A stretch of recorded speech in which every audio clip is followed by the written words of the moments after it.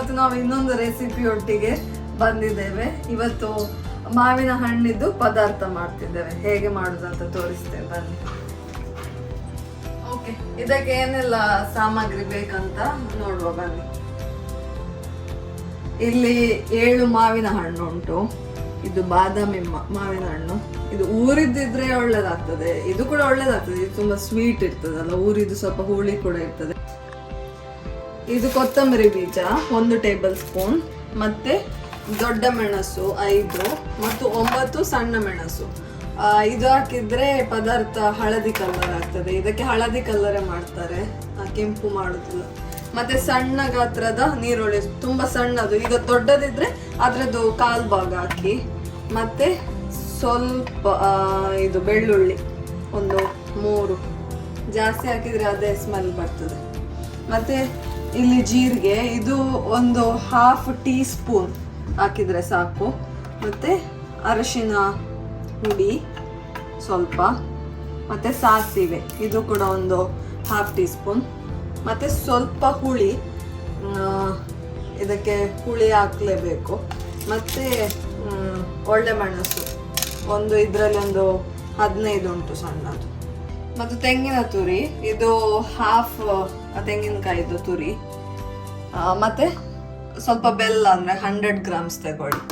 ಮತ್ತೆ ಇದು ಒಗ್ಗರಣೆಗೆ, ಇದೆಲ್ಲ ಆಗ ಹೇಳಿದ್ದು ಮಸಾಲ ಕಡಿಲಿಕ್ಕೆ. ಇದು ಒಗ್ಗರಣೆಗೆ, ಇದು ಸ್ವಲ್ಪ ಸಾಸಿವೆ ಮತ್ತೆ ಬೆಳ್ಳುಳ್ಳಿ. ಈ ಮಾವಿನ ಹಣ್ಣಿದ್ದು ಈಗ ಸಿಪ್ಪೆ ತೆಗಿಬೇಕು. ಸಿಪ್ಪೆ ತೆಗೆಯುವ.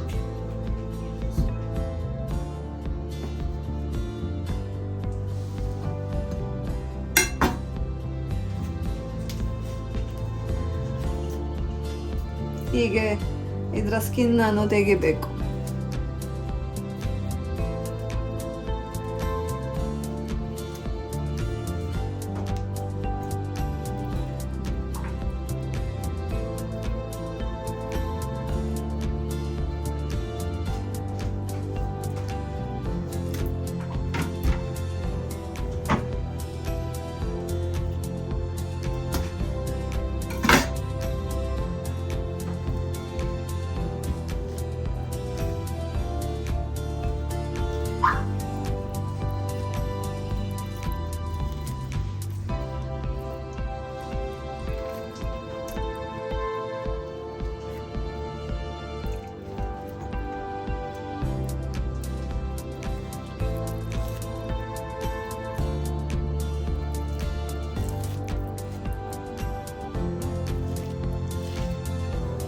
ಈಗ ಮಾವಿನ ಹಣ್ಣಿದ್ದು ಸಿಪ್ಪೆ ಎಲ್ಲ ತೆಗ್ದಾಯ್ತು. ಸಿಪ್ಪೆಯನ್ನು ಸಪ್ರೇಟ್ ಆಗಿ ಇಲ್ಲಿ ತೆಗ್ದಿಟ್ಟಿದ್ದೇವೆ. ಈಗ ಇದ್ರಲ್ಲಿ ಕೂಡ ಇದ್ರ ರಸ ಇರ್ತದಲ್ಲ ಸ್ವಲ್ಪ, ಅದಕ್ಕೆ ಸ್ವಲ್ಪ ನೀರನ್ನು ಮಿಕ್ಸ್ ಮಾಡಿ ಚೆನ್ನಾಗಿ ಅದನ್ನು, ಈ ಸಿಪ್ಪೆಯನ್ನು ಚೆನ್ನಾಗಿ ಕಿವುಚಿ ಸ್ವಲ್ಪ ನೀರು ಹಾಕಿ ಇದರ ರಸವನ್ನು ತೆಗ್ದಿಡ್ಬೇಕು. ತೆಗೆದುಕೊಂಡಿದ್ದೇನೆ. ಈ ಸಿಪ್ಪೆ ಇದಕ್ಕೆ ಹಾಕುವ ಒಂದು ಪಾತ್ರೆಗೆ. ಇಲ್ಲಿ ಹಾಕಿ ಇದು ಮಾಡಿದ್ದು ಅದು ಹೊರಗೆ ಬೀಳ್ತದಲ್ಲ, ಅದಕ್ಕೆ ನಾನು ದೊಡ್ಡ ಪಾತ್ರೆ ತೆಗೆದು ಇದಕ್ಕೆ ನೀರನ್ನು ಹಾಕ್ತೇನೆ ಎಲ್ಲ. ಈಗ ಚೆನ್ನಾಗಿ ಕಿವುಚಬೇಕು. ಇದರಲ್ಲಿ ನೋಡಿ ಎಷ್ಟು ಉಂಟು ಇದರ ರಸ ಎಲ್ಲ, ಅದನ್ನು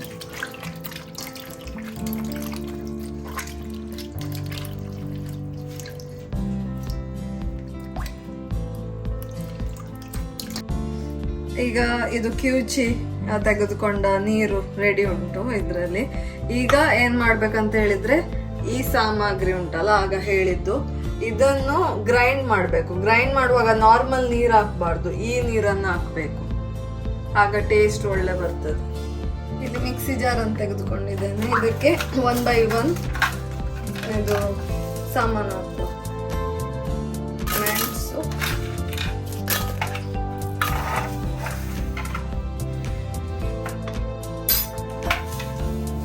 ಕೊತ್ತಂಬರಿ ಬೀಜ,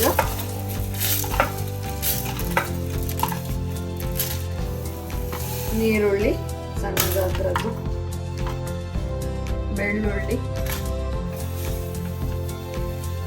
ಹುಣಸೆ ಹಣ್ಣು, ಮೆಣಸು,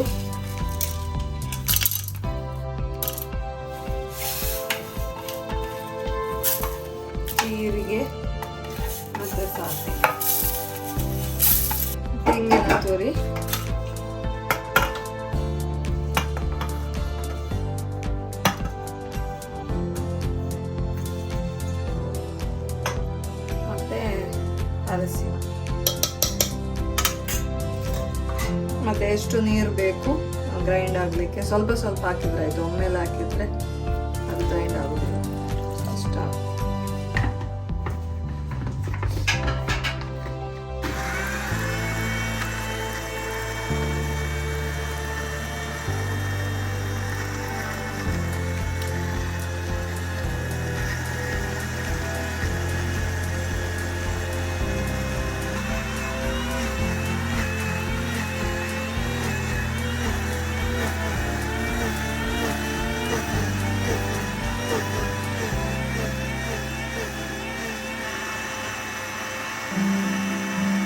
ಈಗ ಮಸಾಲ ರೆಡಿ ಆಗಿದೆ ನೋಡಿ, ಹೀಗೆ ಆದ್ರೆ ಸಾಕು. ಈಗ ಇದನ್ನೊಂದು ಪ್ಲೇಟಿಗೆ ಹಾಕುವ.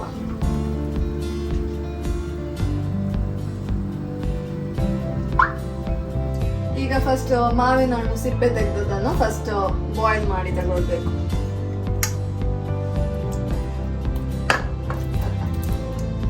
ಅದರೊಟ್ಟಿಗೆ ಬೆಲ್ಲ, ಆನಂತರ ಸ್ವಲ್ಪ ನೀರು,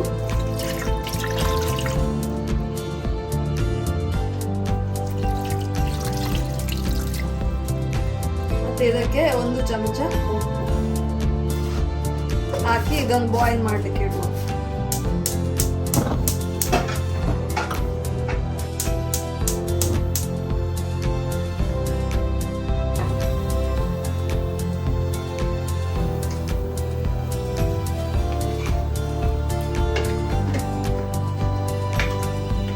ಸ್ವಲ್ಪ ಮಿಕ್ಸ್ ಮಾಡುವ. ಇದು ಉಪ್ಪು ಬೆಲ್ಲ ಮಿಕ್ಸ್ ಆಗಿ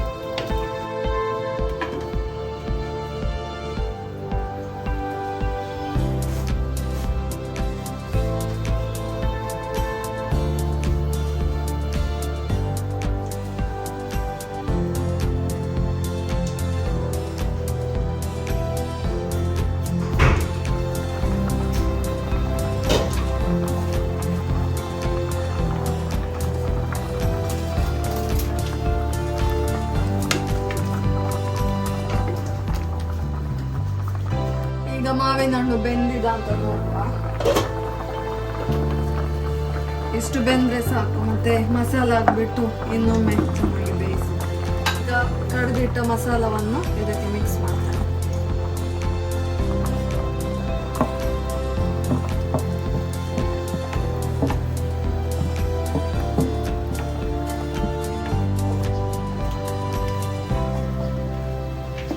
ಇದಕ್ಕೆ ಸ್ವಲ್ಪ ನೀರು ಹಾಕುವ ಬಟ್ಟಲಿಗೆ, ಸ್ವಲ್ಪ ಮಸಾಲ ಉಳಿದಿದೆಲ್ಲ.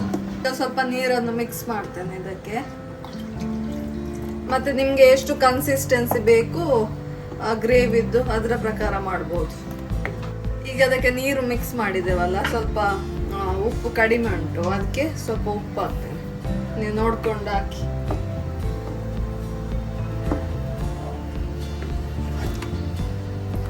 ಇದು ಒಳ್ಳೆ ಕುದಿ ಬರ್ಲಿ.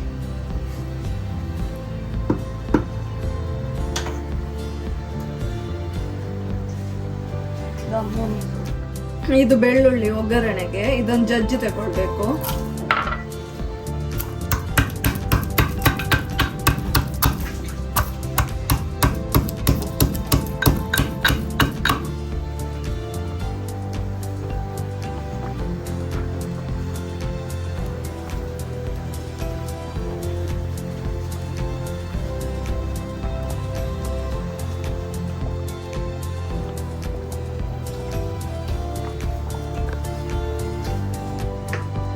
ಈಗ ಇದು ಬೆಂದಿದೆ, ಗ್ಯಾಸ್ ಆಫ್ ಮಾಡುವ.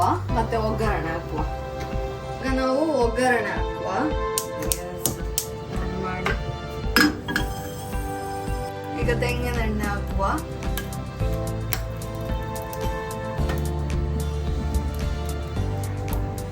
ಈಗ ಸಾಸಿವೆ ಹಾಕ್ತೇನೆ.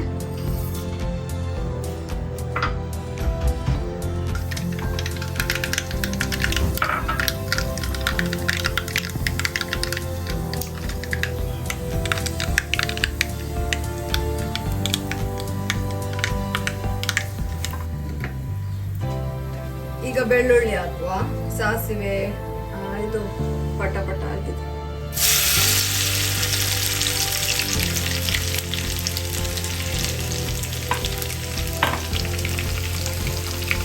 ಬೆಳ್ಳುಳ್ಳಿ ಚೆನ್ನಾಗಿ ಬ್ರೌನ್ ಕಲರ್ ಬರಬೇಕು, ಆಗ ಮಾತ್ರ ಒಳ್ಳೆ ಟೇಸ್ಟ್ ಆಗಿ ಪರಿಮಳ ಚೆನ್ನಾಗಿ ಫ್ರೈ ಆಗಿ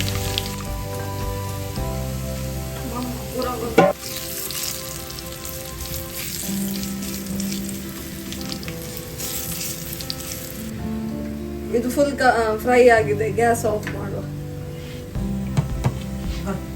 ಇದಕ್ಕೆ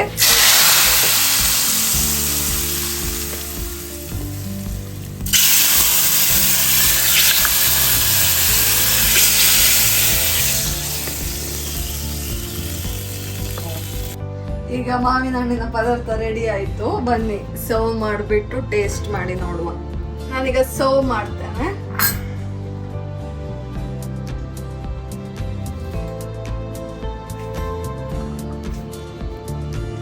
ಸ್ವಲ್ಪ ಗ್ರೇವಿ ಹಾಕುವ.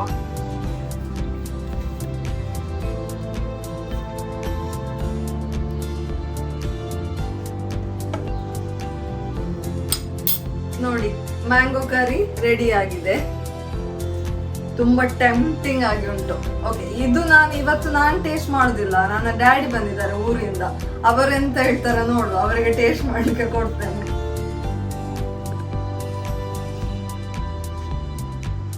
ಬಿಸಿ ಉಂಟು.